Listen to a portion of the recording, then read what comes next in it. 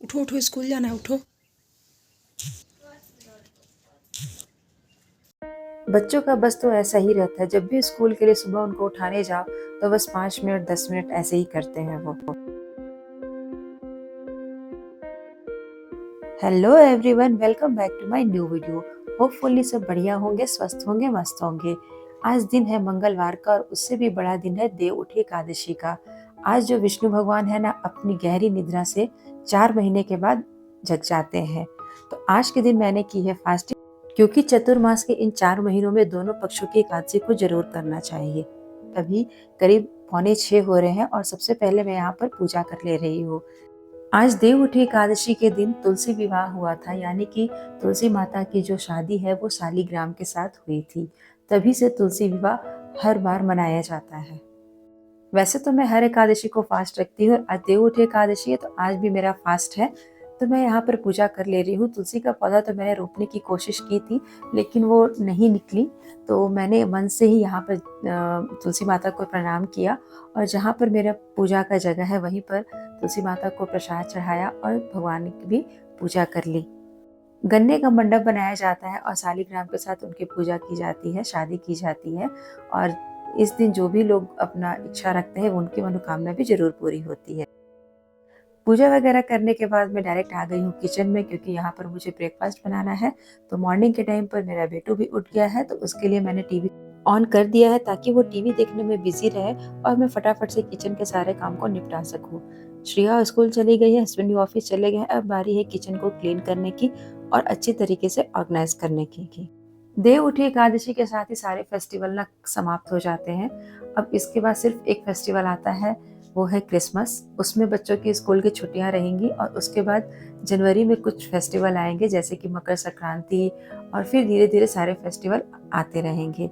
ये जो 4 महीने होते हैं जिस समय विष्णु भगवान सोए रहते हैं, इस समय ना बहुत सारे फेस्टिवल आते हैं। तो जब देवशयनी एकादशी को विष्णु भगवान सो जाते हैं तो उनके बाद जो पूरे पृथ्वी है उसका कार्यभार संभालने के लिए पहले पूर्णिमा आती है, जिसमें गुरुदेव भगवान पूरे पृथ्वी का भार संभालते हैं 4 दिन तक। उसके बाद भाद्रपद लगता है तो कृष्ण भगवान पृथ्वी का भार संभालते हैं। फिर उसके बाद गणेश चतुर्थी, तो 10 दिन गणेश जी पृथ्वी का भार संभालते हैं। फिर उसके बाद पितरपक्ष लगता है तो पितृदेव लोग पृथ्वी का भार संभालते हैं। उसके बाद आती है दशहरा, यानी कि देवी दुर्गा 10 दिन तक पृथ्वी का भार संभालती है। उसके बाद देवी लक्ष्मी, यानी कि दिवाली में भी वे पृथ्वी का भार संभालती है। और उसके अंतिम 10 दिन तक कुबेर जी पृथ्वी का भार संभालते।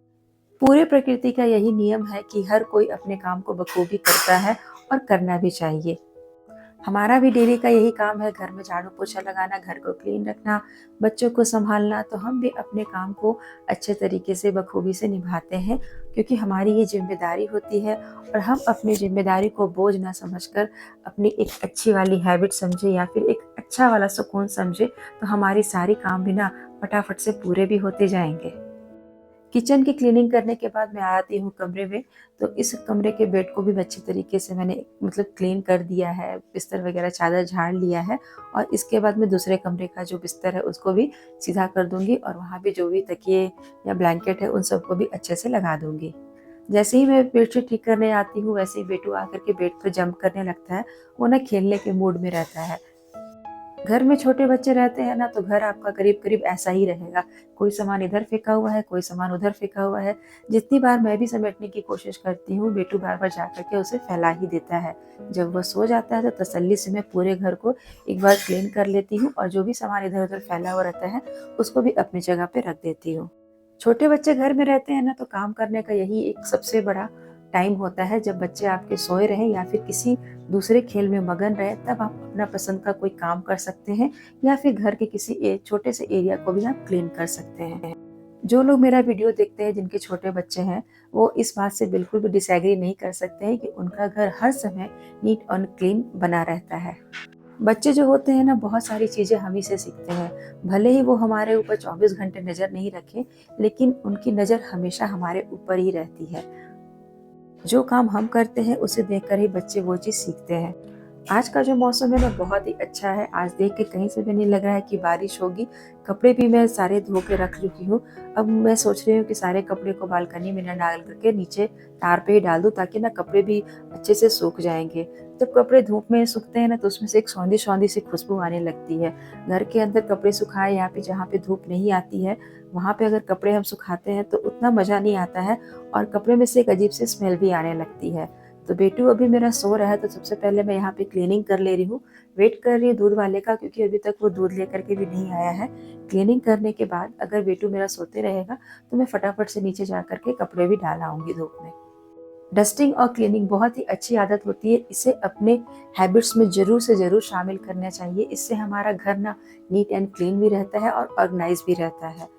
क्लीनिंग करेंगे, डस्टिंग करेंगे तो आपका घर भी डिक्लटर होता रहेगा और हर समय साफ सुथरा भी रहेगा।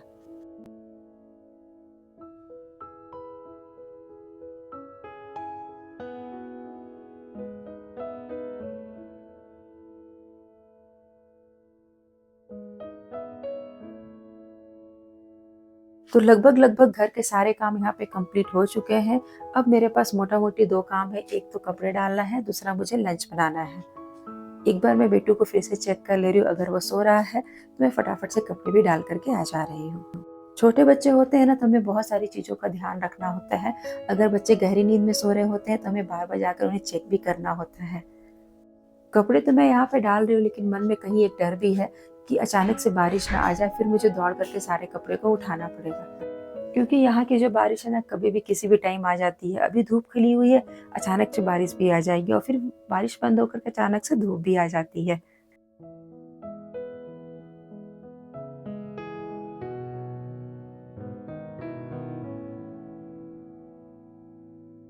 कुछ कपड़े तो मैं नीचे डाल करके आ गई हूँ, और कुछ ऐसे कपड़े हैं जो नीचे मैं लेकर के नहीं जा पाई थी, तो बालकनी में ही डाल दे रही हूँ। वहाँ पे भी थोड़ी-थोड़ी धूप आ रही है, तो वहाँ पर भी ना कपड़े सारे सूख जाएँगे। इसी बीच दूध वाला भी आ गया, तो पहले मैं कपड़े डाल दे रही हूँ। एक बार बेटू को भी चेक कर ले रही हूँ, चलो ये अभी सो रहा है, तो जो भी छोटे-मोटे काम अभी बचे हुए हैं उन सबको भी फटाफट से क्लीन कर दे रही हूँ। और जो बचे हुए कपड़े हैं उन सबको बालकनी में डाल दे रही हूँ। अभी धूप आ रही है और पौधों को भी मैंने धूप में रख दिया है। ये नारियल तेल इतना जम चुका था कि इसे भी मुझे धूप में रखना पड़ा। 2 दिन से सोच रही हूँ बालों में ऑयल लगाने के लिए, लेकिन ये जमा हुआ है तो ऑयल भी नहीं लगा पा रही हूँ। और सूरज देखिए ना कितनी तेज चमक रहा है, मतलब धूप में जाओ तो शरीर ही जल जाएगा, और घर के अंदर रहो तो बिल्कुल ठंड ही लगने लगती है। इसी बीच दूध वाला भी आ गया, तो मैं फटाफट गैस पे दूध चढ़ा दे रही हूँ, और तब तक शायद मेरा बेटू भी उठ जाए, क्योंकि उसके टाइम हो चुका है उठने का। करीब करीब 2 घंटे हो गए हैं। काम मेरे सारे कंप्लीट हो गए हैं, और यहाँ पे मैंने कुछ वेजिटेबल भी काट के रखा है, क्योंकि आज मुझे दलिया बनाना है। चावल आज एकादशी को मैं बिल्कुल भी नहीं बनाती हूँ, और मुझे भूख लगी है तो यहाँ पर एक मैं केला भी खा ले रही हूँ। जब हम फास्टिंग करते हैं ना तो हमारा शरीर कितना हल्का-हल्का सा लगता है ना, मतलब घर के काम भी है ना वो भी फटाफट से होते हैं। जैसे ही शरीर में नमक जाता है वैसे ही हमें थोड़ी-सी आलस आने लगती है, सुस्ती आने लगती है, और हमें नींद भी आने लगती है। फास्टिंग वाले दिन तो हम में बहुत ही फुर्ती रहती है। हाँ, थोड़ा-सा लो फ़ील करते हैं, लेकिन आप गौर करना आपके शरीर में बहुत ही फुर्ती बनी रहेगी। तो दलिया बनाने के लिए मैंने दलिया और मूँग की दाल को पहले से भिगो कर रख दिया था। जो भी वेजिस मैंने काट के रखे थे, उन सबको मैंने फ्राई किया, फिर उसमें दलिया डाला, 2-3 बार अच्छे से भूना, मसाले डाले, हल्दी, मिर्ची पाउडर और थोड़ा-सा नमक, और फिर पानी डाल कर के सीटी लगा दिया। इसी बीच मैं टमाटर भी खरीद के ले आई थी, नी तो उन सबको भी वॉश करके रख दे रही हूँ। छोटे-छोटे ही घर के काम होते हैं, लेकिन अगर आप उसे टाइम टू टाइम करते जाएँ ना, तो वो काम हमारे ऊपर बर्डन भी नहीं लगते हैं। और इन्हीं छोटे-छोटे कामों में ना हम दिन भर उलझे हुए भी रहते हैं। कैसे सुबह से शाम हो जाती है पता भी नहीं चलता है। तो इसी बीच मेरा बेटू भी उठ कर के रेडी हो गया है, अब वो टीवी देखने में मगन है, उसे लगी है ज़ोरों की भूख। तो यहाँ पर मैंने दलिया ठंडा होने के लिए रख दिया। सुबह प्रसाद में यहाँ पर मैंने गन्ना चढ़ाया था, तो मैंने सोचा चलो इसे एक बार टेस्ट करके देखती हूँ, क्योंकि यहाँ के जो गन्ने ना काफ़ी मोटे-मोटे हैं और कलर भी थोड़ा-सा अलग है। खा कर के देखा तो उतना टेस्ट नहीं, उतना मज़ा नहीं आ रहा था। मतलब ये मीठा नहीं लग रहा था, तो मैंने थोड़ा-सा खाया और बाकी का वैसे ही छोड़ दिया।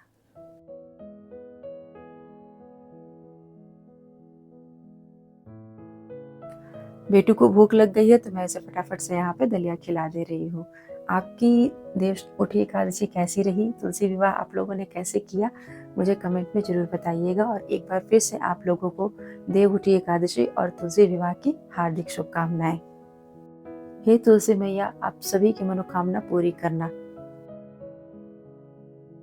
तो मैं मधु आप लोगों से रिक्वेस्ट करूँगी, वीडियो अच्छी लग रही है तो लाइक करें, चैनल पर नए हैं तो सब्सक्राइब कर लें। तो अपने छोटे से वीडियो को यहीं पर मैं एंड करती हूँ। मिलती हूँ मैं आप लोगों से नेक्स्ट वीडियो में। तब तक के लिए take care. Thank you so much watching this video. Bye bye.